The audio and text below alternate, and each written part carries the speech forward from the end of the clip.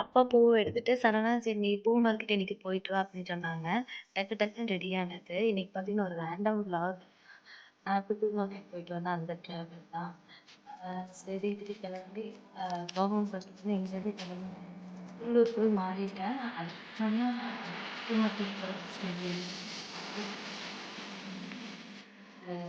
Order போட்டு பார்த்தேன். சாப்பாடு குடுப்பீங்களா இல்லையா? ஆர்டர் போட்டு நான் சரின்னு சொல்லிட்டு சிக்கன் நூடுல்ஸ் ஆர்டர் போட்டிருந்தேன். டக்குன்னு பார்த்தீங்கன்னா சரி சாப்பிடுவோம் ரொம்ப நாள் ஆச்சு. எப்பவுமே பிரியாணி அந்த மாதிரி ரைஸ் ஐட்டமாகவே கொஞ்சம் வெயிட்டு ரைஸ் நூடுல்ஸ் ஆர்டர் பண்ணுறது சாப்பிட்டு சரி அதாவது பஸ் ஒரு காத்திருந்து காத்திருந்து காலங்கள் போகுது இந்த ரேஞ்சில் இருந்துச்சு. வெயிட் பண்ணிட்டு சரி பஸ்ஸு வந்துட்டு சரி பார்க்கலாம்னு சொல்லிட்டு வெயிட் பண்ணிட்டு இருக்கேன். அதுக்கப்புறம் அப்பா ஃபோன் பண்ணிட்டு மாமாவும் வந்துட்டே இருக்காங்க அப்படின்னாங்க. சரி மச்சான் வரப்ப சரி நம்ம வெயிட் பண்ணிட்டு மாமா நான் வீடு தொத்திட்டு போகலான்னு சொல்லிட்டு தொத்திட்டு வந்துட்டேன் மாமா கூடயே. அதனால ரொம்ப தாகமாக இருக்குன்னு சொல்லிட்டு ஒரு முலாம்பழம் ஜூஸ் எடுத்துட்டு முலாம்பழமா சாத்துக்குடியா சாத்துக்குடி ஜூஸ்.